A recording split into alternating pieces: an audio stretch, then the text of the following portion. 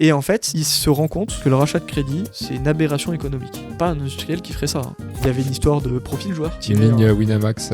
Voilà, ça, les profils joueurs, faut savoir que quel que soit le financement, rachat de crédit, etc., c'est mort. À partir du moment où on est profil joueur, on ne peut rien faire en banque. Je vais répondre tout de suite, je vais mettre carte sur table et transparent avec les gens qui nous regardent ou qui nous écoutent. Oui, c'est possible de racheter un réméré. Du jour au lendemain, ils se retrouvent à payer 0 € de crédit. C'est-à-dire que tout est remboursé. Oui, c'est-à-dire qu'ils ont pu solder tout leur crédit conso grâce à la vente. C'est ça. Cette solution, à mon avis, va intéresser effectivement beaucoup de personnes. En ce moment, on voit certaines demandes sur ce produit-là. Alors, c'est un produit qu'on appelle le portage professionnel. En refaisant un coup de blanc, en posant du lino parce que le parquet c'est trop cher et en faisant l'électricité, ils pouvaient réaliser 80% de marge.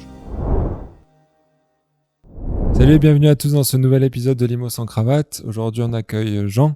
Salut Jean. Salut Jean. Salut. Très content de te recevoir. Jean, il fait un métier, on va dire, peu connu. Et on trouvait que c'était intéressant de le présenter aujourd'hui parce que on est tous au courant des restrictions vis-à-vis du financement et des banques en France. Vous avez sûrement été confronté à ça si vous êtes investisseur et que vous nous suivez sur le podcast. Jean, il est spécialiste de ce qu'on appelle la vente à réméré. Donc on va pouvoir justement aborder ce sujet-là dans le détail dans l'épisode. Vous allez vite savoir ce que c'est. Également, on va parler des financements pour les marchands de biens aussi. Ouais. Dans cet épisode. Ouais, qui finalement est un peu un sous-jacent de la vente à réméré, enfin sous un autre format. Ah, exactement. Mais du coup, on va pouvoir traiter de tous ces sujets-là dans l'épisode. Déjà, est-ce que Jean, dans un premier temps, tu peux te présenter rapidement pour les gens qui ne te connaissent pas ? Bien sûr. Alors déjà, merci. Merci Avec de m'inviter plaisir. sur cet épisode. Pour me présenter très rapidement, donc moi je m'appelle Jean Valade. Je suis directeur commercial et je dirige avec mon père la société Imosef qu'il a créée en 2012. Et effectivement, aujourd'hui, on met en place 2 produits essentiels.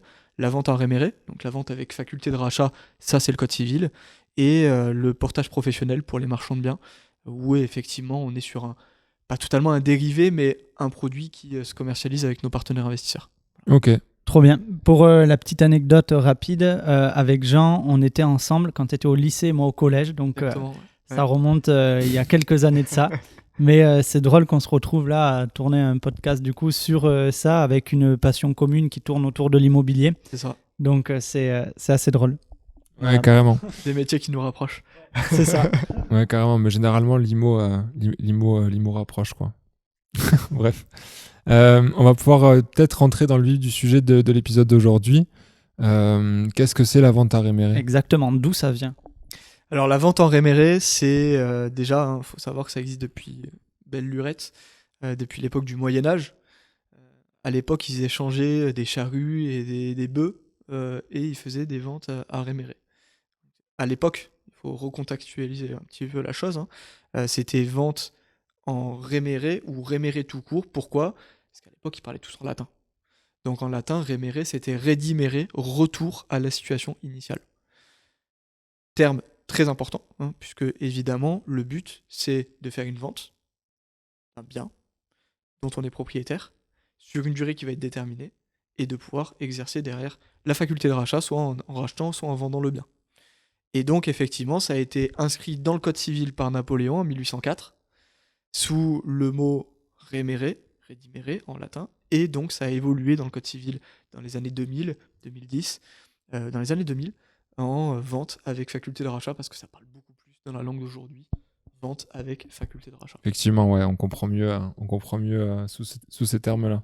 Et ça, on peut l'appliquer sur cette vente à réméré, on peut le faire sur tout type de biens, que ce soit des biens immobiliers ou des objets comme un tracteur, par exemple, pour une entreprise, où ça s'applique vraiment que à l'immobilier.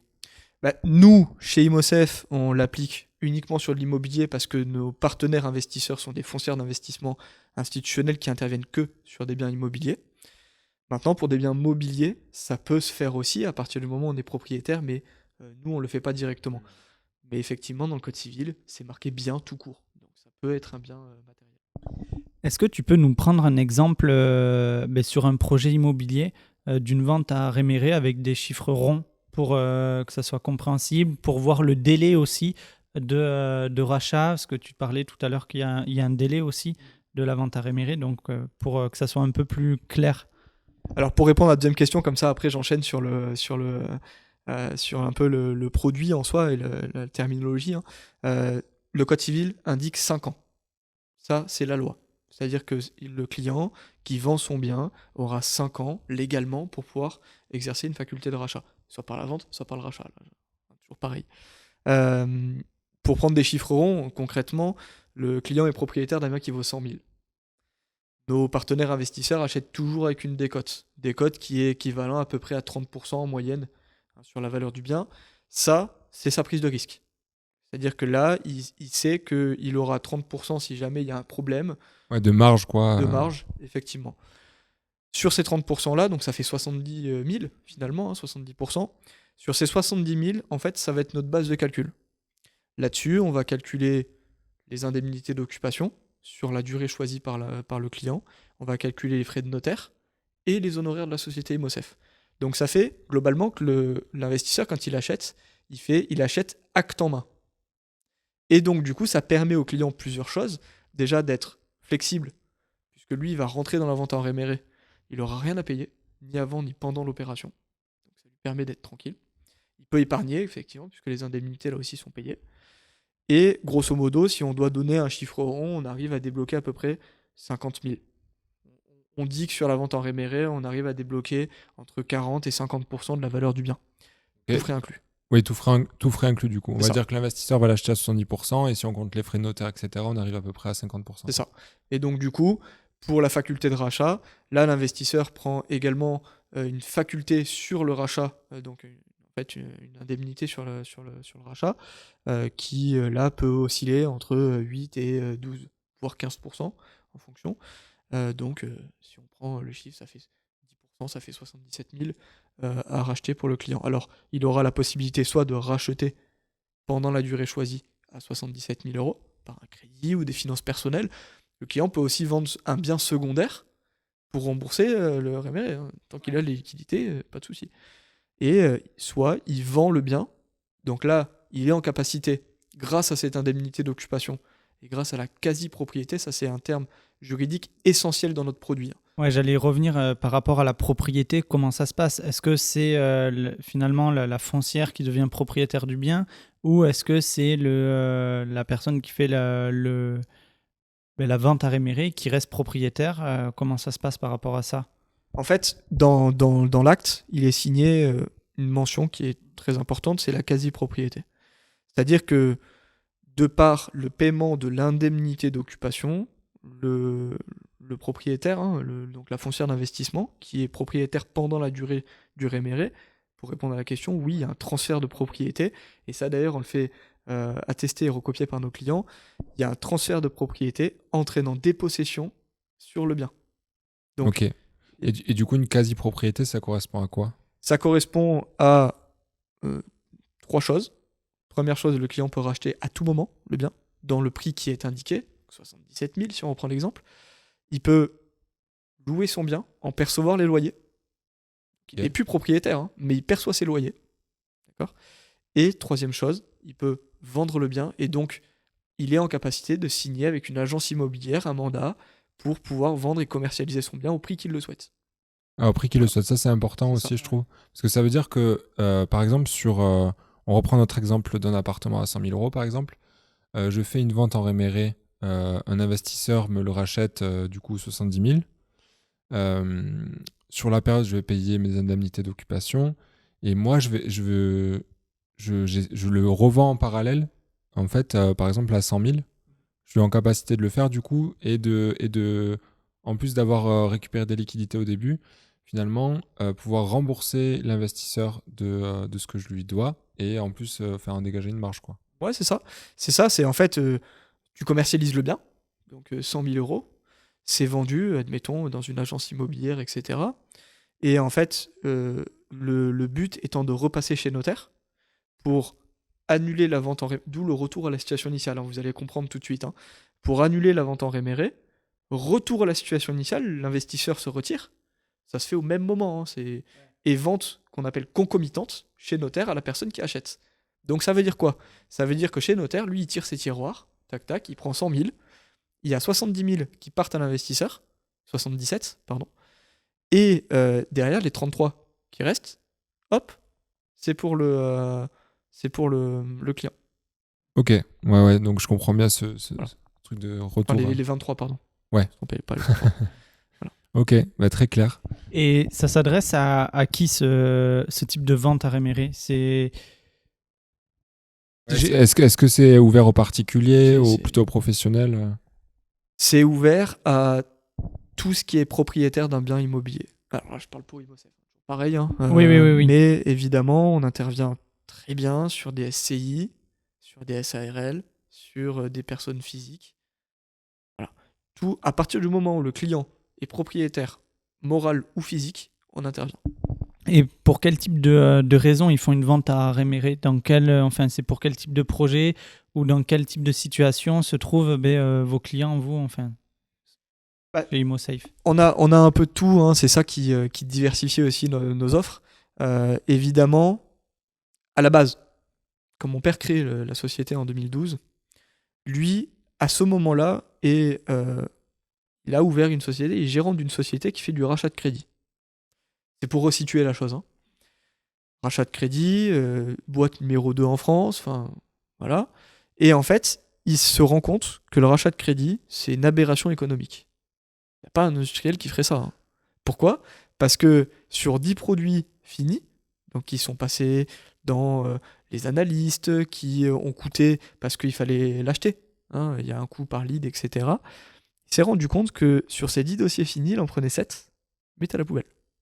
Il n'y en a que 3 qui sortaient. Pourquoi? Parce que sur les 7, les banques, il y avait une histoire de quotité. Alors quotité, on ne sait pas ce que c'est juste la banque décide de refuser le client. Il y avait une histoire de profil joueur, parce qu'ils ont vu à un moment donné sur les comptes que le client avait Une retiré. ligne Winamax. Voilà, Ok. donc profil joueur, les profils joueurs, il faut savoir que quel que soit le financement, rachat de crédit, etc., c'est mort. À partir du moment où on est profil joueur, on ne peut rien faire en banque. Pas pour certaines circonstances, mais ça, voilà. Et effectivement, voilà, c'est comme ça qu'il a lancé un petit peu le Réméré et Imosef. Et à la base, on intervient pour des clients qui sont fichés en Banque de France, donc FICP ou FCC. Des clients qui en fait se retrouvent dans une impasse, plus ou moins, et qui sont propriétaires, et qui donc doivent sortir des liquidités pour rembourser la banque et pour sortir de procédures, pourquoi pas, en saisie immobilière, vente aux enchères, etc. Donc à la base des bases, c'est ça. On va dire à la base, du coup, effectivement, les gens qui viennent te voir, c'est plutôt des gens qui n'arrivent pas à se faire financer autrement. C'est ça. Et du coup, on va dire un peu les dossiers compliqués à financer, quoi. Tout ce qui est en fait refusé en banque. D'ailleurs, la baseline, hein, ça n'a pas changé, d'Imosef, c'est la solution quand les banques ont dit non. Donc, l'idée, à la base, sans diversification de produits, hein. Initialement, c'était, effectivement, on prenait les intermédiaires en opération bancaire en France, les IOBSP, et à partir de là, on les appelait pour avoir leur dossier refusé. Ce qui leur permet derrière de rentabiliser leur marge, etc. Et ensuite, on diversifie le produit. Donc là, on prend un book de normes, hein. On regarde tout ce qui est refusé en rachat de crédit, en banque, etc. Et on va diversifier le produit. Donc aujourd'hui, on intervient très bien sur des professionnels qui ont besoin de trésorerie, qui ne sont pas forcément dans une situation compliquée, hein. C'est ça que je veux laisser apparaître. Ouais, Qui est carrément. très important. Carrément, d'ailleurs, on a parlé tout à l'heure un petit peu, on va dire, en off avant l'épisode, mais peut-être que tu peux citer cet exemple-là, du coup, pour un professionnel qui a une entreprise et qui a besoin de financer des machines, par ailleurs, il a des entrepôts, il peut faire une vente en réméré en vendant en réméré l'entrepôt pour dégager la trésorerie qui lui permettra d'acheter sa machine, puis finalement racheter son entrepôt, en fait. Ouais. Sans que l'entreprise soit en difficulté, comme tu disais. Elle Bon. peut avoir de très beaux bilans, mais finalement avoir peut-être des difficultés pour faire financer cette machine, parce que la banque peut être frileuse à plusieurs niveaux, sans parler de la question financière, mais pour des questions de niche ou autre. Bien sûr. Si on reprend, évidemment, là, du coup, sur le prolongement de ce qu'on se disait, on intervient aussi sur des clients qui ne sont pas forcément en difficulté, mais qui ont un besoin de déménager parce que ça y est, hein, ils ont vécu dans le bien devient trop grand, il y a des escaliers, etc. Ils sont pas en difficulté. La banque les poursuit pas, ils ont payé leur crédit, tout va bien. Mais à la retraite, avec une assurance, aujourd'hui on dépasse ce fameux seuil de l'usure, que tout le monde entend en ce moment, et malheureusement, le pré-relais devient refusé. Là, on intervient aussi facilement. Donc, Ouais, surtout que je crois que les pré-relais, enfin, c'est pas non plus une solution miracle parce que déjà, je crois que c'est très cher. C'est pas octroyé si facilement en fait. oui, alors, je m'avance pas sur ce produit parce que je suis pas financier, donc Ouais. objectivement, j'en sais rien. Mais effectivement, des échos que j'en ai, oui, ça a un coût, mais le réméré a un coût aussi. Oui, bien sûr. On est sur une vente immobilière, il y a des frais de notaire, etc. Le réméré a un coût, tout a un coût, mais c'est vrai que en termes de facilité, on va parler de facilité de mise en place et pas d'octroi parce qu'on fait pas du prêt, mais la mise en place est plus facile. Le client est propriétaire, même s'il est âgé, on vend le bien, il dégage des liquidités, il achète derrière. Voilà. Donc pour revenir sur l'exemple que vous avez pris juste avant, on en a parlé tout à l'heure, mais il y a 2-3 ans, on intervient sur un professionnel qui est là à Toulouse, un professionnel qui est dirigeant d'une société qui fait de l'imprimerie. Donc son but, en fait, c'est de développer son activité sur un marché de micro-niche avec une imprimante qui coûte très cher, 250 000 € la machine. Évidemment, tout va bien pour lui, ses bilans, tout va très bien, trésorerie nickel, etc. Mais évidemment, comme tout professionnel, on n'a pas envie d'injecter 100% de sa trésorerie pour acheter une machine, ça évidemment. Donc il va voir la banque et il lui dit voilà, bon, j'ai un projet, j'ai un marché de micro-niche, c'est sûr ça va marcher. Voilà, j'ai un business plan, je fais plus 30% l'année prochaine.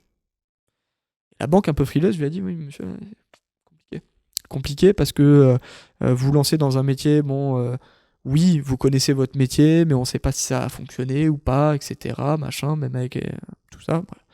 Et en fait, il nous trouve sur Internet, grâce à notre référencement naturel, et il nous appelle, donc on fait un petit peu le point avec lui, et il est propriétaire de son imprimerie, du coup, de l'entrepôt, où il fait son activité, qui est évalué à peu près 500 000 €. Sur ces 500 000 € là, toujours pareil, que notre exemple tout à l'heure, l'investisseur achète le bien dont il est propriétaire sans crédit. On débloque la somme attendue, 250 000 €, il achète sa machine. Et en fait, l'indemnité d'occupation, qui était dans notre exemple décomptée au dossier, là, elle est payée tous les mois par le client. Mais elle est payée pour une histoire fiscale. Parce qu'en fait, il va facturer ses indemnités d'occupation et il va déduire sa TVA tous les mois. Et donc, en les payant par la société. Et donc, effectivement, lui, il paye tous les mois. Et en payant tous les mois, il peut durer, le réméré peut durer 2-3 ans s'il paye tous les mois. D'accord ? Et effectivement, au bout de la 2e année, il a racheté le bien avec un crédit. Cette fois-ci, il allait voir sa banque. Et en fait, de la même façon où il aurait fait le crédit pour l'imprimante, il a refait un crédit pour acheter son entrepôt. Ouais, sachant que c'est peut-être plus simple aussi. Donc là, bien sûr, il a pu avoir son crédit plus facilement aussi parce qu'il avait fait son investissement entre-temps et que entre guillemets, il a pu faire plus de chiffre d'affaires, faire améliorer ses marges, etc. Mais je veux dire, ne serait-ce que d'un point de vue, d'un principe, la banque va plus facilement financer en fait son entrepôt finalement que potentiellement une machine de production. Oui, parce que dans la finalité, évidemment, lui, son business plan a été respecté. Donc dans l'idée, il a acheté sa machine et il a fait plus 10, plus 20, plus 30%. Alors on l'a pas vérifié, mais quand on en a parlé avec lui, il nous a dit ouais, j'ai fait plus 30, c'est magnifique, etc. Voilà. On est encore en contact avec cette personne d'ailleurs, ça se passe très bien pour lui, et encore aujourd'hui il nous en remercie. Parce qu'il a une traite immobilière, il paye, mais il s'en fout. Parce que sa machine lui rapporte bien plus que ce que lui a coûté le réméré et son crédit immobilier. Je vais répondre tout de suite. Je vais mettre carte sur table et être transparent avec peut-être les gens qui nous regardent ou qui nous écoutent. Oui, c'est possible de racheter un réméré. Voilà, on va tout de suite effacer le dicton, les on-dit, etc. Il faut juste comprendre une chose, c'est que les gens qui disent « Oui, moi j'ai déjà vu un réméré, j'ai déjà eu un client qui a fait un réméré, etc. » Il n'a jamais pu racheter. C'est parce que dans la finalité, il y a peut-être quelque chose qui a eu un effet qui a fait que derrière, la banque n'a pas octroyé le crédit. Nous, on met beaucoup de choses en place. Ça fait partie de notre recette interne, donc je ne peux pas trop en parler. Mais évidemment, on a un taux de transformation. Alors, je ne parle pas de l'heure actuelle, parce que l'heure actuelle, c'est un petit peu autre chose, avec tout ce qui se passe. Mais avant l'année 2022, on avait 98% de taux de transformation sur les rachats de rémérés, sur les gens qui veulent racheter. C'est-à-dire ça fait à peu près 40% de notre chiffre. Voilà. Et on a passé la barre des 700 dossiers en 2022, réalisés. Ok, ouais, donc effectivement, les choses sont mises en place pour que les gens puissent derrière racheter. Après, comme tu dis, il peut y avoir des événements extérieurs, je suppose, qui impactent ça, quoi. C'est pour ça que... Il peut y avoir des événements. Alors, je prends l'exemple très simple de compréhension. Le client fait un réméré. Donc, on va prendre l'exemple d'un couple, admettons. Un couple qui gagne 3 000 euros par mois, d'accord. Ils nous appellent parce qu'ils ont des crédits consommation, voiture, etc. Ils en ont pour 4 500 par mois. C'est-à-dire que le premier du mois, ils sont déjà à 1 500 euros de découvert. Ouais, pas mal. Là, il faut... D'accord ? Mais on en a des clients comme ça. Hein. Malheureusement, on en a plus dans cette période-là qu'avant. Parce qu'aujourd'hui, tout se fait par crédit. On fait les cadeaux de Noël en crédit, on fait les vacances en crédit. Waouh. Alors, on peut profiter quand même de Évidemment. cet épisode pour les gens qui nous écoutent, ne faites pas ça chez vous, hein, si vous êtes dans cette situation. Essayez de faire vos cadeaux de Noël avec votre cash. avec votre trésor, et pareil pour les vacances et tout, quoi. On va quand même, anticiper un maximum. voilà, il faut quand même avoir éduquer une les bonne gens. éducation financière Ouais, voilà. sur ça, quoi. Voilà. Disons que, voilà, c'est... C'est pas parce qu'il y a la solution, justement, Malheureusement. pour les personnes qui sont à découvert, pour dégager des liquidités et tout, qu'il faut être dans cette situation. L'accès au crédit est plus facile que jamais. Voilà, demain, vous allez sur Cofidis, vous voulez faire un crédit de 2 000 euros, vous l'avez en envoyant votre pièce d'identité. J'exagère un peu, mais Oui, mais c'est un peu ça, ouais, grosso modo, voilà. Donc, reprenons notre exemple. Donc, il gagne 3 000 euros, il paye 4 500 euros par mois de traite. Et à ce moment-là, ils font une vente à réméré. Donc, ils sont propriétaires d'un bien, on arrive à tout solder. Donc là, le notaire s'occupe de solder le prêt immobilier. Les clients, en général, demandent au notaire de rembourser les prêts consommation, etc. Si le notaire peut le faire, on le fait. D'accord ? On essaye au maximum de faciliter la vie des clients là-dessus. Du jour au lendemain, ils se retrouvent à payer 0 euros de crédit. C'est-à-dire que tout est remboursé. Oui, c'est-à-dire qu'ils ont pu solder tout leur crédit conso Eh oui. grâce à la vente. C'est ça. Ok. Donc, évidemment, si je reprends l'exemple, il est très simple de compréhension et vous me voyez déjà arriver dans ce que je vais dire. Ils payent 0. Donc, ça veut dire que derrière un couple comme ça, qui doit avoir 20, 30, 40 crédits, payer 4 500 par mois, il y a du passif. Ou un seul, mais gros, quoi. Ouais, 4 500 par mois, c'est costaud. Hein. C'est clair. Mais voilà, et c'est un couple qui va aller faire ses courses, qui va s'arrêter, qui va dire attends, on reprend une petite carte passe, ça va pas se voir. 60 euros par mois, c'est bon, on gagne 3 000 euros. Allez. Et en fait, ces 60 euros par mois vont les pénaliser parce que quand ils vont arriver en banque, surtout avec le contexte actuel, un 4 fois sans frais, aujourd'hui, ça peut pénaliser la chose. Je dis pas que ça va le faire, mais ça peut. Faire très très attention et ça fait partie des causes qui font que qu'ils parfois c'est n'arrivent pas à forcément racheter derrière, quoi, c'est ça. ça. Ok. Sacré, et j'en ai eu un comme ça en plus. Un dossier où il y avait 30 et quelques crédits. Ah, c'est ouf quand même. Conso renouvelable, là c'était chaud. Ouais, là c'était chaud et les clients, je me souviens en plus, c'était vers mes débuts. C'était quand j'étais encore sur le Grand Est. Parce que j'ai fait une période où j'étais à Nancy. Et je me souviens de ces clients-là, j'étais allé chez eux, ils m'avaient invité à manger, etc. Et en fait, pour me remercier, je me souviens, la femme m'était tombée dans les bras en pleurs, en me remerciant. J'aurais dit, attendez, c'est après, pas fini. c'est sûr que ça résout des problèmes quand même qui sont hyper,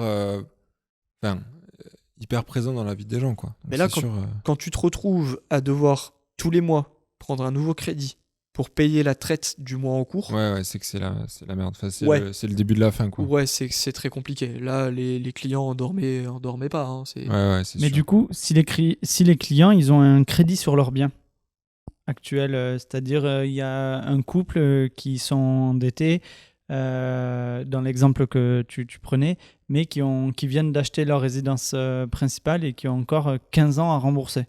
Comment ça se passe Alors, ça se passe très simplement. Déjà, le notaire, lui, quand le dossier arrive chez lui, donc le dossier est instrumenté, il va faire tout de suite une demande d'état hypothécaire. C'est simple. Tout ce qui apparaît sur l'état hypothécaire doit être remboursé légalement par l'officier ministériel qui est le notaire. Donc à partir de là, ça résout tout problème. Hein. Alors, on a pas mal de dossiers malheureusement qui pètent chez notaire à cause de ça. Parce que justement, le client nous a caché qu'il y avait un prêt hypothécaire, du coup, ou alors des dettes des impôts qui prennent une greffe d'hypothèque. Ça arrive. Donc, tout ce qui apparaît sur l'état hypothécaire doit être remboursé par le notaire. Et ça, Du coup, s'il y a un état hypothécaire, mais vous, derrière, vous ne pouvez pas agir et mettre en place la solution, parce que ça va être la banque qui va être prioritaire sur la vente du bien. alors si le crédit est intégré dans le montage qu'on a effectué, si, on peut intervenir. Maintenant, si effectivement, là, on le voit lors de la découverte, hein, quand on a un nouveau client qui arrive, on essaie de faire une grosse découverte avec lui. Évidemment, si on s'aperçoit que sur son crédit immobilier, sa maison vaut 300, il a 200 à rembourser, voilà, on va pas lui vendre du rêve, hein, c'est mort. On a quand même une certaine transparence à respecter avec nos clients. Depuis le départ, mon père, quand il a créé la société, son but initial, la protection du consommateur. Voilà. C'est-à-dire que initialement, c'est parti de là. Pourquoi ? Parce qu'il a eu pas mal de postes très importants à Paris. Il a été nommé à Bercy, il a siégé à l'Orias, à la CPR, etc., à la DGCCRF, qui est le gendarme de la finance aujourd'hui. Donc tout ça, il a eu des postes quand même relativement importants qui ont fait que, de par ces postes, il a voulu justement intégrer un réméré responsable qu'on a acheté et un réméré éthique qu'on a acheté aussi, marque déposée. On les a achetés parce qu'on veut faire transparaître dans ce produit une protection du consommateur avec nos partenaires investisseurs, nos notaires, etc., qui est dans l'accompagnement du client. Oui, en fait, l'idée, c'est pas de mettre encore plus dans la difficulté les gens qui viennent nous voir, mais c'est que ce soit une vraie solution à leur apporter. Exactement. Et sinon, j'ai encore plein d'autres questions qui me viennent en tête, notamment au niveau des frais. Donc déjà, comment... votre rôle dans tout ça, finalement, c'est d'être intermédiaire entre le client qui vient vous voir et qui a besoin de faire une vente en réméré et un investisseur qui va, lui, finalement, le financer, entre guillemets, acheter le bien. En gros, nous, aujourd'hui, Imosef, on est inscrit comme un agent immobilier. Ok. La société est inscrite comme on est une agence immobilière. Donc, on va effectivement mettre en relation un acheteur, un vendeur. Ouais, c'est ça. Donc, vous agissez en tant qu'intermédiaire.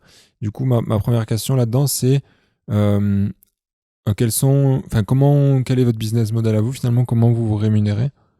Tu l'as un petit peu évoqué tout à l'heure dans l'exemple, mais sur des frais de transaction, non ? Du coup, en fait, on fait signer au client un mandat d'agence immobilière, un mandat qui est spécifique à notre métier, quand même, puisqu'on signe un mandat qui est semi-exclusif. Donc l'exclusivité sur le réméré, qui est notre partie. On évite que le client aille signer d'autres mandats quand même avec des agences en réméré. Et effectivement, derrière, la semi, parce qu'il peut vendre le bien. Donc il va pouvoir signer avec une agence immobilière. Ok, donc ça c'est votre fonctionnement à vous, et après du coup tu en as un petit peu parlé dans les exemples tout à l'heure, mais il y a d'autres frais entre guillemets forcément dans la transaction, notamment tu parlais des indemnités d'occupation, donc à savoir ce que va payer le client sur la période où il a la faculté de rachat, c'est ça ? Donc ça comment ça se calcule, il faut compter combien à peu près, c'est un peu quoi les chiffres du marché là-dessus ? Globalement, c'est un chiffre un peu compliqué à donner. Pourquoi ? Parce que l'indemnité d'occupation va être calculée sur plusieurs facteurs. Évidemment, beaucoup de gens savent quelles sont les 3 règles de l'immobilier. L'emplacement. Et nos partenaires investisseurs, vu qu'on fait un métier où on est dans l'immobilier, ils achètent de l'immobilier, ça va être ces 3 règles-là. Donc en fonction de la liquidité du bien, on va parler de liquidité uniquement, forcément, on va pas avoir les mêmes indemnités d'occupation à Guéret, à 30 km de Limoges, et à Paris 7e arrondissement. Oui, en fait, c'est une appréciation du risque, finalement. Oui, et... Parce que l'emplacement, c'est ça. C'est-à-dire que le fait que le la bien... liquidité, ouais, c'est ça. Donc disons que ça oscille. Aujourd'hui, avec évidemment la montée des taux sur l'immobilisation de fonds, etc., on est entre 10 et 12% à l'année d'indemnité d'occupation. Ok. Et ça, c'est, tu l'as dit aussi tout à l'heure, mais je répète parce que comme ça, tout le monde a les infos en tête. Cette indemnité d'occupation-là, elle est calculée sur le prix d'achat acte en main. Acte en main, c'est ça. Ok. En fait, elle est calculée. Alors, non, je dis une bêtise parce qu'elle n'est pas calculée sur le prix d'achat acte en main, elle est calculée sur l'acquisition investisseur. Si on reprend l'exemple de tout à l'heure, les 70 000, c'est calculé sur les 70 000. Et pas les 77 000. C'est ça. Donc, si on fait un calcul, 10% à l'année, ça fait 7 000 euros. Et donc, voilà. Donc, ça, sur l'année, si le client veut 24 mois, ça fait 14 000 euros. Voilà. Oui, c'est ça. C'est ça. C'est ça. Et donc, ce montant-là, ces 14 000, sont décomptés, en plus des frais de notaire et en plus des honoraires de la société Imosef, moins l'acquisition investisseur. C'est pour ça qu'on dit toujours, en général, qu'on arrive à débloquer entre 40 et 50% de la valeur du bien. Ok, en comptant l'indemnité d'immobilisation, du coup. Alors, oui, tout Ok. à fait. Sur la première c'est le année. but. Enfin, Alors- ou sur les années d'après aussi, en fait. Sur la vente en réméré, sur la vente avec faculté de rachat, oui, dans 98% de nos dossiers, on intègre l'indemnité d'occupation Ok. dans l'achat. Parce que les clients, en général, n'ont pas forcément les moyens de payer une indemnité qui va être de l'équivalent de à peu près 600 euros par mois. Ouais, carrément. Voilà. Carrément. Oui, donc là, ça va dépendre des dossiers, comme tu dis. Effectivement, dans une clientèle peut-être de particuliers qui sont dans des situations plutôt difficiles, c'est vrai que Ça. là, ça paraît hyper pertinent, du coup, de faire ça. Et peut-être pour Alors- une entreprise qui a juste besoin, au contraire, de lever beaucoup de fonds, mais qui après peut rembourser finalement les indemnités année après année, Ouais. il pourrait juste avoir la somme globale sans soustraire les indemnités d'occupation dedans et après les payer année après année, c'est ça? Alors, je vois où tu veux en venir. Alors, il y a plusieurs choses à savoir. Déjà, évidemment, quand on parle de 600 euros par mois, à peu près, hein, quand j'ai dit ça juste avant, il faut aussi remettre ça à l'échelle. On parle d'un bien qui est estimé 100 000 euros. Pour un bien qui est estimé 1 million d'euros, ça fait 6 000 euros par mois. D'accord? Donc, Oui. on recontextualise un peu la chose, hein, parce que, évidemment, je vois déjà les gens dire ouais, 600 euros par mois, il y a des gens qui peuvent le payer, oui, pour un bien qui vaut 100 000. Donc, c'est pour ça aussi qu'on intègre dans beaucoup de dossiers l'indemnité d'occupation sur la durée demandée. Dans le cadre, par exemple, si on reprend l'exemple de mon imprimeur, fameux, qui paye lui tous les mois l'indemnité d'occupation, on va quand même sécuriser. Pourquoi ? La première société à mettre en place le prépayé total, c'est qui ? C'est Bibi. Pourquoi ? Parce qu'on s'est aperçu tout simplement que dans le code civil, il est notifié que si le client a un défaut de paiement sur une indemnité, il perd la faculté de rachat instantanément et il devient occupant sans titre et sans droit. Ouais, c'est comme ça, c'est choquant. Donc ça veut dire que, qu'est-ce qu'on fait ? En fait, on va couvrir le risque. Donc on va, sur une indemnité qui est payée tous les mois par le client, on va mettre en compte séquestre 10% de la somme acquise par l'investisseur. Donc sur l'exemple qu'on a, 70 000, ça fait 7 000 euros. Et ces 7 000 euros-là, on va les bloquer en compte séquestre. Le client les récupérera derrière s'il lève la faculté de rachat, mais s'il a un défaut de paiement sur une indemnité, en fait, l'investisseur vient pocher dans le compte séquestre. Et justement, au bout des 5 ans, s'il n'y a pas de rachat de la part du client, qu'est-ce qui se passe ? C'est la foncière qui vend ou la personne doit partir du logement Alors en fait, il faut savoir que nous, on fait jamais des dossiers sur 5 ans, déjà.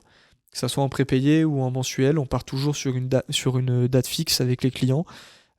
Nos interventions en moyenne se situent entre 12 et 24 mois.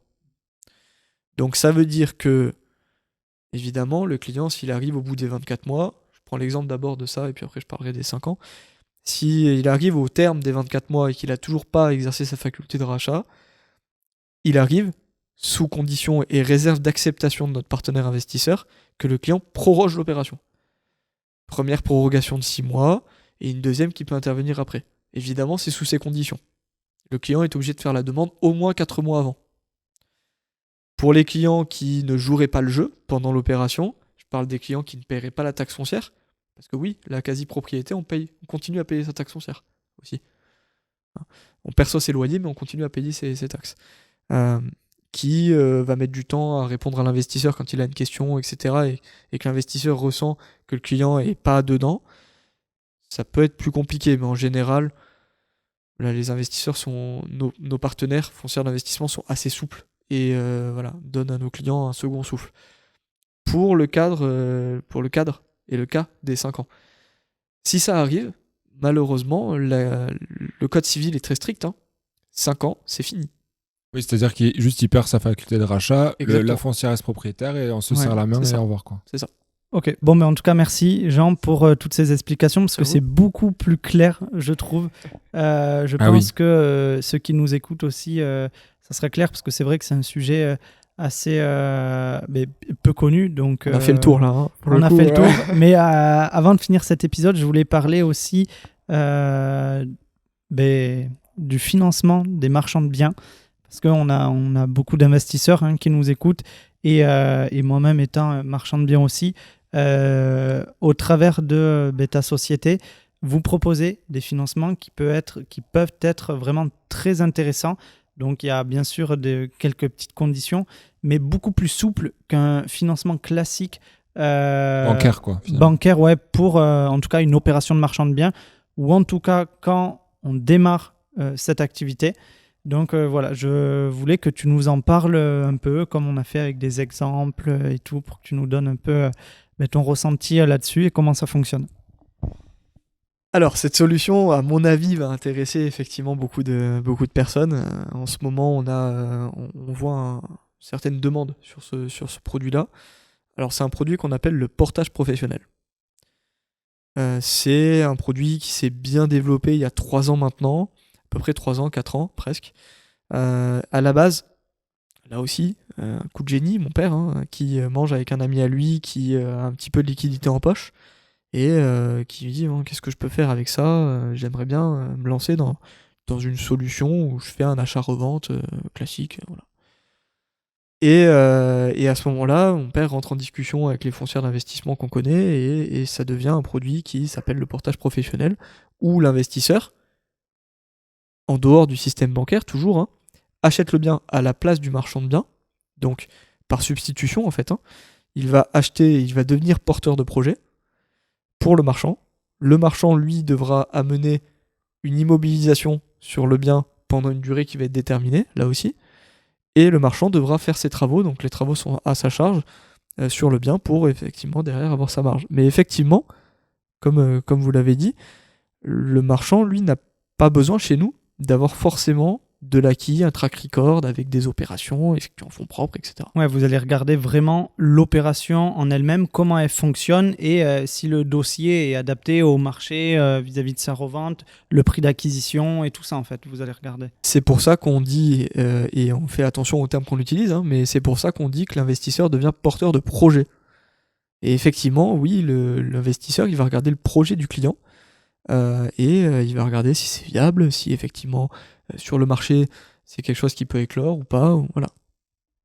Ok, hyper intéressant. Et du coup, là ça marche comment en fait, on va dire, sur comment c'est structuré, c'est-à-dire que est-ce que l'investisseur, finalement, comment ça marche? Il a une dette auprès de la foncière? Ça marche comment? Alors, comment ça se passe? Donc l'investisseur, lui, nous en tant qu'intermédiaire, forcément, on va lui présenter le dossier. On va présenter le dossier de la même façon que le client, enfin le marchand de biens va le présenter en banque. Donc il va aller amener quand même un projet assez solide, un portfolio avec les différents devis, qu'est-ce qu'il va faire dans le bien, etc. Ça va être quasi le plus important pour l'investisseur. Ensuite, l'investisseur va regarder un petit peu le projet, comment ça se constitue. Et évidemment, ce qui va être le plus important, ça va être le compromis. Compromis ou promesse qui sera signé par le marchand, qui va inclure cette fameuse substitution, cette clause de substitution, qui va permettre à notre partenaire investisseur d'acheter à la place du marchand. Ça va être le plus important. Ouais, c'est à la place, quoi. C'est ça. Et en fait, l'investisseur, lui, achète chez notaire, avec évidemment beaucoup de clauses, mais il achète chez notaire le bien que le marchand lui a présenté. Et à partir de là, le marchand, lui, devra amener chez notaire environ 10% de la somme qui va être acquise par l'investisseur, frais inclus. C'est-à-dire que je réalise une opération à 100 000 euros. je passe par toi pour faire ce montage-là financier. Et les banques, généralement traditionnelles, demandent pour des marchands qui démarrent, entre guillemets, entre 30 et 20% d'apport. Là, j'aurai seulement 10% d'apport à amener sur le projet. C'est bien ça? Donc si on prend l'exemple, 100 000. Donc l'investisseur, comme la vente avec faculté de rachat qu'on a expliqué tout à l'heure, il achète frais inclus. Les frais aujourd'hui, ça va être quoi? Ça va être le notaire, 3%, et ça va être les frais d'IMOCEF, 5%. Donc sur 100 000, ça fait 3 000 de notaire, ça fait 5 000 d'honoraires. 5 plus 3, 8. Donc ça fait 108 000 actes en main. Donc ça, l'investisseur lui achète 108 000. Alors on n'inclut pas s'il y a des frais d'agence, etc. hein. Sinon, on l'inclut aussi. Hein. Oui, alors en fait, les 10% que le marchand de biens va apporter, finalement, ça correspond plus ou moins aux frais qui ont été engagés par l'investisseur et ça lui permet au moins, je suppose, de se couvrir sur les frais, quoi. Non, ça va être uniquement l'immobilisation pour le bien, en fait. En gros, l'investisseur, lui, va acheter 108 000. Le marchand, lui, va amener 10 800 pour mobiliser le bien pendant 12 mois. 10% à l'année. Donc ça veut dire que pendant 12 mois, il aura la capacité de faire les travaux et de pouvoir exercer derrière sa revente pour faire sa marge. En fait, c'est un peu comme ce qu'on parlait tout à l'heure. Il fait tourner son portefeuille en fait. Hein. Ouais. Voilà, c'est ça. C'est 10%. C'est l'investisseur prend cette rente, si on peut dire ça comme ça. Et les droits d'occupation. Exactement, c'est ça. Et ensuite, c'est pas fini. Parce que l'investisseur, il prend aussi une deuxième partie sur la promesse de revente qui est signée en même temps chez le notaire. Donc la vente pour l'investisseur et la revente derrière pour justement que le marchand soit pas lésé, se sente pas lésé dans l'opération. Il y a une promesse de revente qui est signée avec plus, en moyenne, plus 7%. Donc 108 plus 7%, et ça fera le prix de revente pour le marchand. Donc ça veut dire que s'il revend 300 000, il va réaliser en marge brute la différence entre les 300 et les 108 plus 7%. Ça sera sa marge brute. Et pour faire sa marge nette, il faudra qu'il enlève l'immobilisation et les travaux engagés. Ok, donc ça a l'air d'être une solution qui est déjà très intéressante pour les marchands de biens. Pour ceux qui ont peut-être pas forcément beaucoup de fonds en fait, à immobiliser, mais qui veulent quand même aller sur des opérations parce qu'ils ont des opérations qui sont un peu plus grosses. Ou qui n'ont pas beaucoup qui n'ont jamais démarré de projet de marchand de biens, qui sont novices dans le domaine. Quoi. Bien sûr, ça on en a parlé tout à l'heure, ou sur des premières opérations, là où les banques vous suivront globalement jamais. Mais c'est aussi intéressant en fait.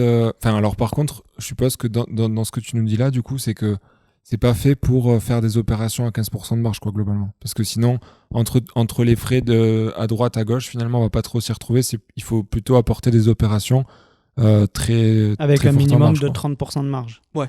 Alors, comme je viens d'expliquer, évidemment, les 30% de marge, ça va être plutôt essentiel pour le marchand, puisque s'il met 10% d'indemnité et que derrière il fait ses travaux, alors évidemment, il aura mobilisé moins de fonds que s'il fait appel à une banque.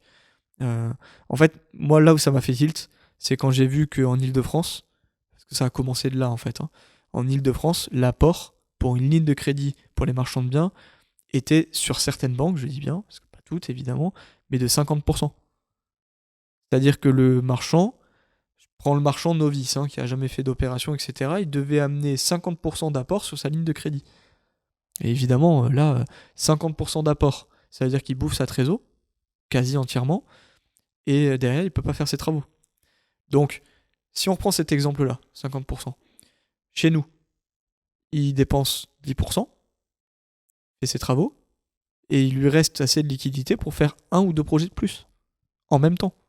Donc évidemment, voilà, y a pas de parallèle. Oui, en fait, ce genre de produit, ça permet d'économiser, de garder en trésorerie pour un marchand. Par contre, effectivement, en frais globaux, on va dire, ce sera peut-être plus élevé, mais par contre, ça permet de vraiment déployer beaucoup moins de trésorerie sur les projets, quoi. Et du coup, comme tu dis, de pouvoir en faire d'autres à côté, finalement, là où on aurait mis tout le cash, toute la trésorerie disponible sur une opération, là, on va peut-être pouvoir multiplier les opérations. En sachant que, je rebondis dessus, c'est quand même intéressant de le souligner, plus cher, oui et non. Parce qu'aujourd'hui, si on va en banque, les taux ont un peu augmenté. C'est pareil. grosso C'est modo. Vraiment, franchement, c'est. Là, on ça- parlait, ça on parlait se vaut. de 10% quand même. Je pense pas que ce soit encore à 10% pour les marchands. En ce moment, des projets à Ouais. faire financer. Ouais. Ah si. 10%? Ah oui, oui, oui. Parce qu'ils prennent. Ils prennent pas mal de frais. Les banques, ils s'alignent en général. Hein. En général, ils s'alignent aussi aux crowdfunders. Hein. Les crowdfunders, aujourd'hui, ils sont à 17 en moyenne. Hein. Je dis pas tous, hein, mais Ouais. Bon, là, on n'en est environ. pas là sur les banques traditionnelles pour des financements de marchands, mais c'est différent d'un financement classique pour Quand la l'investissement quand la locatif. banque suit. Quand la banque suit. Alors Quand ça la peut banque être, suit, ça ouais. peut être moins cher pour des marchands qui sont très habitués et qui effectivement là, la banque va les suivre parce qu'ils ont déjà un track record Oui, très là, épais, oui. etc. Là c'est différent. Là je suis d'accord. Là, effectivement, je te rejoins. Mais là où on arrive à intervenir, c'est sur des marchands soit confirmés, soit novices. Et là, évidemment, pour le marchand confirmé qui a pas... Vous savez comment ça fonctionne, je vais pas vous l'expliquer. C'est toujours le coup du siècle. Ben oui, c'est vrai. Oui, c'est clair. Et oui, et le coup du siècle, quand on va voir la banque et qu'elle nous dit que la ligne de crédit est épuisée parce qu'on a déjà 3 opérations sur le dos, qu'il faut les sortir, le coup du siècle, ben... Ouais, il nous passe sous le nez, quoi. Non, c'est voilà. clair. Ah oui, c'est clair. Mais- C'est pour ça que je disais que c'est intéressant, bon, comme on l'a dit, pour les primo marchands de biens, on va dire, et tout simplement pour ceux qui veulent aussi garder en trésorerie, parce que là, on parlait des frais, que ce soit intérêt côté banque ou vos frais à vous, mais il y a surtout cette notion de là, on va garder énormément de trésorerie, quoi, en Trésorerie, passant par un portage comme ça. Quand on n'a pas beaucoup de travaux. En fait, l'opération parfaite, c'est si le bien dégage 35% de marge, qu'il y a très très peu de travaux ou quasiment pas de travaux à réaliser sur l'opération. Peut-être des divisions, des Ouais, permis, exactement. des postes de permis, Là, des trucs comme ça. c'est royal. L'une des premières opérations qu'on a faites, et j'en ai parlé en off tout à l'heure, c'est justement l'un de nos premiers marchands qui est novice dans l'OP. Hein. Il a 100 000 euros en poche. Voilà. Et il sait pas quoi en faire. Et en fait, il entend en off-market qu'il y a un bien qui est très bien situé, vers Toulouse. Et voilà, ça se vend 400 000 en succession. Voilà. Alors lui, il a l'info parce que, évidemment, il connaît un petit peu les gens. Le off-market, on sait comment ça fonctionne aussi. Donc il a fait une propale. Et il sait que en refaisant un coup de blanc, alors j'exagère évidemment en disant ça, mais c'est pour l'image de la chose. Hein. En refaisant un coup de blanc, en posant du lino parce que le parquet c'est trop cher et en faisant l'électricité, il pouvait réaliser 80% de marge. Voilà. Ouais. Je vous fais pas un dessin. Évidemment, Non, la mais solution est ultime dans ces conditions. Le marchand, de toute façon, s'il va avoir une banque, c'est non. Les crowdfunders, c'est très bien les crowdfunders, hein, mais déjà pour ouvrir le dossier, c'est 2 semaines. Oui, et puis crowdfunder sans track record. Alors peut-être que tu connais un peu mieux le sujet que moi. En tout cas, moi, les sociétés de crowdfunding que j'ai vues sur la place, en tout cas, pour un premier projet, jamais tu peux te mettre sur une plateforme. Hein. Compliqué. Bah ouais. Compliqué. Mais évidemment, alors, moi, je m'aligne toujours sur le délai. Évidemment, le prix, on peut toujours critiquer le prix, il n'y a pas de problème. Maintenant, si on globalise la solution, nous, on a une solution qui peut se réaliser en environ 1 mois et demi, à peu près, parce qu'il y a quand même des délais d'urbanisme qu'on ne peut pas contrôler, malheureusement. Mais le gros avantage, c'est que nos partenaires, une fois qu'ils acceptent, là, il y a quand même un point qui est essentiel. C'est comme la vente en réméré. Hein.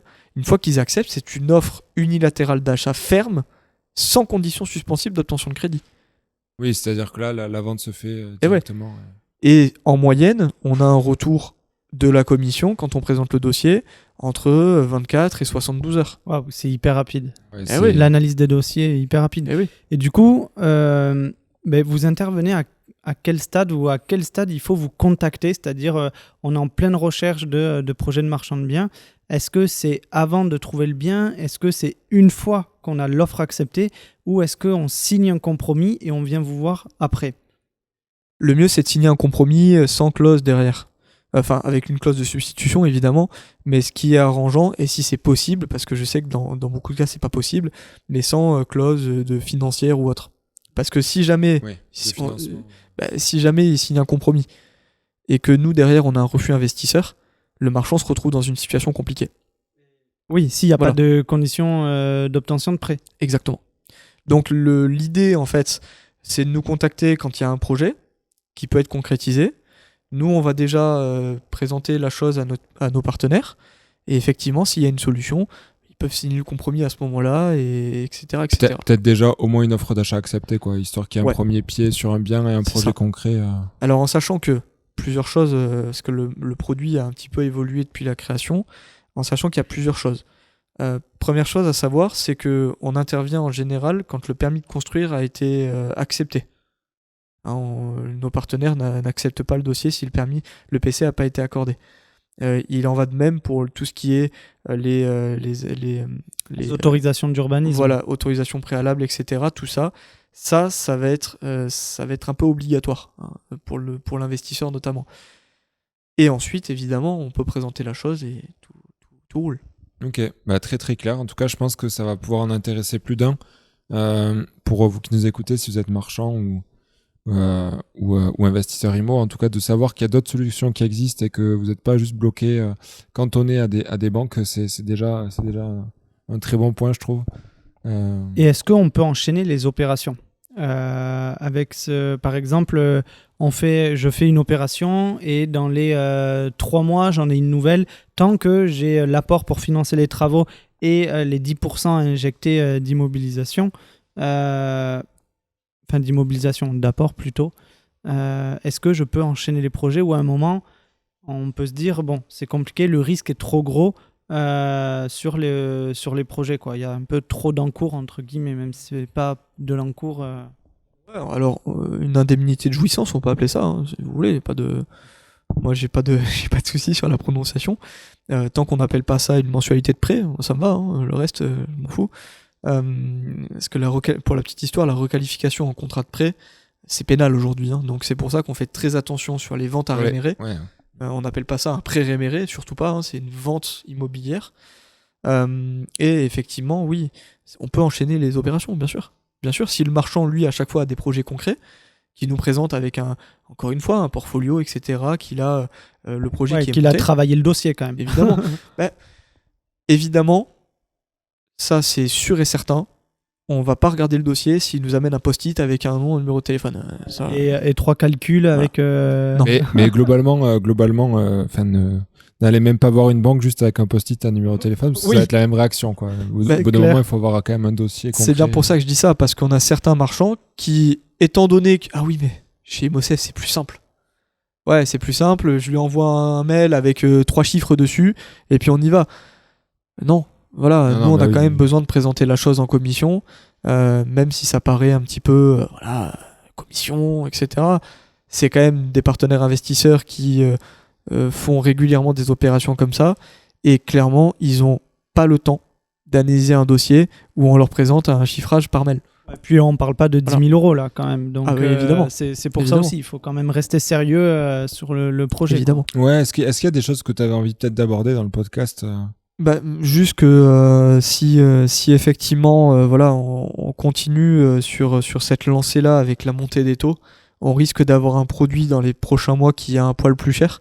Alors il est déjà plus cher que ce que c'était avant, hein, puisque avant on travaillait toujours sur une indemnité à l'année à 10% et une promesse de revente à 5%. Aujourd'hui on est plus à 12% d'indemnité sur l'année et 7% en moyenne de revente. De toute façon, je pense que vos solutions de financement, et même comme toutes les solutions où un investisseur intervient pour immobiliser de l'argent, globalement, dans tous les cas, plus les taux vont monter et plus ces solutions-là vont monter aussi en parallèle, quoi. Moi, c'est pour ça que j'adore travailler avec des professionnels. Voilà, ce produit, quand il a été lancé, j'adore travailler avec. Parce qu'on a affaire à des professionnels qui savent calculer. Voilà. À la différence de certains particuliers, quand on fait une vente à réméré, qui, oui, c'est quoi l'indemnité d'occupation ? Ah oui, mais c'est un loyer. Non, c'est pas un loyer, c'est différent. Parce qu'un loyer, c'est fait avec un bail de location. Ouais, enfin, c'est pareil. Non, c'est pas pareil. Donc, quand on explique ça à des marchands de biens qui savent calculer, quand on leur dit, aujourd'hui, le coût de l'immobilisation, c'est 12% annuel, et si vous voulez faire sur 24 mois, ça sera 24%, du coup. Ouais, ok, c'est normal. Pour eux, ça leur paraît normal parce que, évidemment, il y a un coût. Ça, c'est évident. Je suis pas là pour le nier, bien au contraire. Hein. Je suis le premier à accepter que le réméré, le portage professionnel, ça a un coût. Mais c'est une solution qu'on apporte. Oui, c'est Exactement, une voilà, solution, c'est ça. et c'est une solution différente de ce qui existe déjà sur le marché. Et il y a d'autres avantages finalement, enfin on les a cités pendant tout l'épisode, mais que le prix, enfin voilà, il y a d'autres avantages que le prix à regarder aussi, et notamment l'accès au financement tout simplement. Le délai d'exécution aussi, enfin, Ouais, mais déjà l'accès en fait, parce que Oui. le nombre de gens qui n'arrivent pas à se faire financer sur des projets de mais marchands, complètement. là c'est une solution qui permet de le faire, quoi. Donc, Et d'ailleurs, pour le souligner, ce que je le dis souvent, mes collaborateurs commerciaux et moi-même, puisque je continue à faire du commercial, j'aime bien faire les dossiers, je considère toujours que je ne suis pas réellement commercial. Je propose une solution, ça convient, tant mieux, ça convient pas, tant pis. Je ne vends jamais une solution. Je vais jamais rappeler 20 fois le client parce que oui, il m'a pas répondu, etc. C'est des choses que je supporte pas faire. Et je pars du principe que si la personne a réellement besoin de nos solutions, elle va me rappeler oui. de son propre chef. Oui, Voilà. oui. Donc je ne suis pas survendeur de l'opération. Évidemment, j'en parle parce que c'est une solution qui... Et il faut la faire, enfin, Voilà. faut faire connaître cette solution parce qu'elle C'est est ça. peu connue quand même aujourd'hui, Très même peu, si elle commence à se démocratiser un peu plus. Voilà. Moi, pour être Euh, transparent, je n'avais jamais entendu parler de vente en réméré avant qu'on t'invite sur cet épisode. Donc, Mais je te rassure, hein, même des notaires, des professions juridiques, quand on en parle, ils nous disent ah oui, ouais, j'ai vu ça en je sais plus quelle année sur les bancs de l'école, on a vu ça pendant 1 heure, et puis voilà. Parce qu'évidemment, ils le voient, le code civil. L'article 1659 au 1673, ils le voient. La vente avec faculté de rachat. Maintenant, bon, oui, en fait, en C'est pas pratique, connu. ils l'ont pas trop pratiqué. c'est pas quoi. connu, bien Ouais, sûr. c'est ça. Si, il y a une. Je voulais rapidement évoquer le fait que pour passer par un portage financier sur une opération de marchand, il faut passer par vos notaires Alors, ou pas spécialement. à partir du moment où là, on parle uniquement du portage professionnel, Ouais, on parle du portage. nous, on a effectivement des notaires qui sont spécialisés dans ce genre d'opération. Donc, l'investisseur vient sélectionner parmi nos notaires le notaire qui va prendre en charge cette Ouais. opération, en sachant que, il y a quand même une chose à souligner, et la question d'ailleurs est très bonne, hein.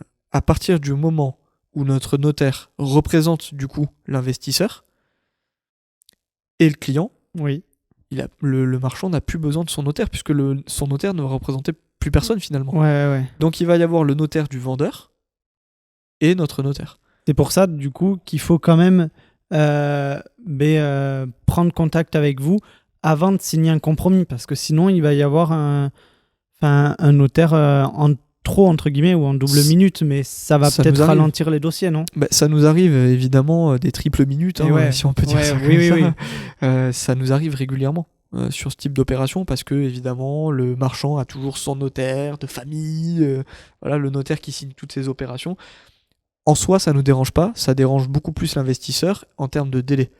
Évidemment, le délai de signature va être beaucoup plus long, parce que je vais revenir sur un point qui est quand même essentiel aussi. Certains notaires de clients, de marchands de biens, nous appellent en nous disant mais monsieur, vous savez que ce que vous êtes en train de faire, c'est illégal? Oui, dans quel sens? Ben, la rémunération sur les marchands de biens, c'est illégal, c'est pénal. Sur la substitution. Oui, mais on n'est pas dans le cadre d'une rémunération, on est dans le cadre d'une indemnité de jouissance. Donc non, c'est pas une rémunération. Donc évidemment, le notaire peut, sur Entre certains guillemets, moments, freiner, quoi. freiner ou même faire peur aux marchands de biens. On a des marchands qui ont jamais repris contact avec nous parce qu'ils nous ont dit, lors d'un détour, quand on les appelle, ouais, bon, je vous dis, mon notaire m'a conseillé de pas faire. Parce que c'était un peu border. C'est pas border, hein. Ça fait des années qu'on fait ça.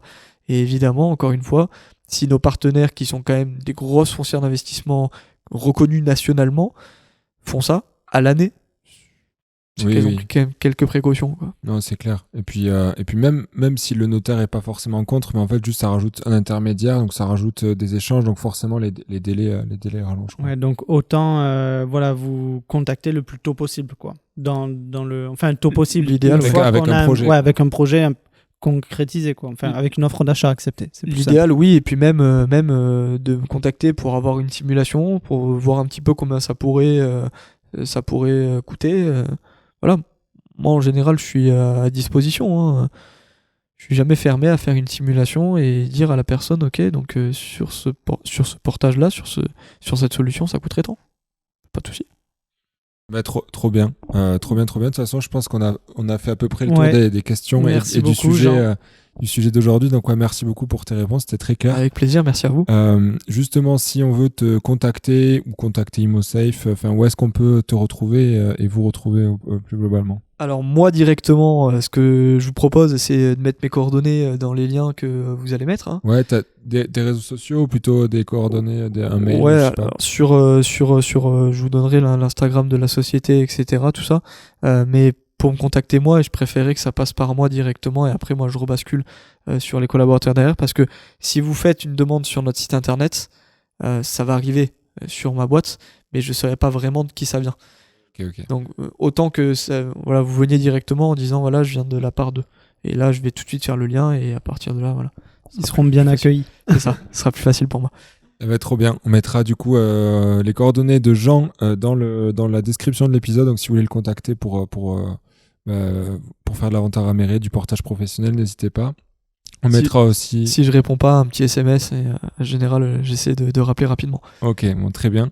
Et si jamais, on mettra aussi les réseaux sociaux d'ImoSafe pour que vous puissiez voir Avec plaisir. à quoi ça ressemble. Donc du coup, Jean, toi qui es marchand de biens aussi à côté, quel serait pour toi, est-ce que tu peux nous donner une ressource ou un conseil justement pour les personnes qui souhaiteraient se lancer dans l'investissement, que ce soit locatif ou marchand de biens, voilà. Alors moi, le seul conseil que je peux donner, et ça je parle un petit peu pour moi, c'est toujours de faire très attention aux biens qu'on va sélectionner. Toujours de bien faire le tour, de bien se renseigner, de toujours bien faire attention sur les règlements de copropriété, parce que il peut y avoir des petits vices cachés, malheureusement, où la personne se désiste rapidement de la chose parce que voilà, et on peut avoir des surprises. Donc pour le coup, on sort totalement du côté financier. C'est plus regarder l'état général du bien, faire attention s'il n'y a pas des vices cachés, demander toutes les ressources qu'on peut avoir à disposition sur l'acquisition du bien, et évidemment voilà, faire bien le tour sur ce qu'on nous amène. Ok. C'est c'est un bon conseil. C'est un très très bon conseil. Je crois pas que ça a été dit en ça, plus. Ça n'a jamais été dit précédents. et c'est vrai que mais finalement tous les documents relatifs à une vente immobilière sont très importantes et parfois on peut y passer très rapidement et après avoir de mauvaises surprises comme tu l'as dit. Des charges de copropriété qui sont exorbitantes. Ouais. Un ravalement de façade qui est prévu. Surtout ça. Qui a été voté, c'est pas encore fait. Oui. Non mais c'est vrai.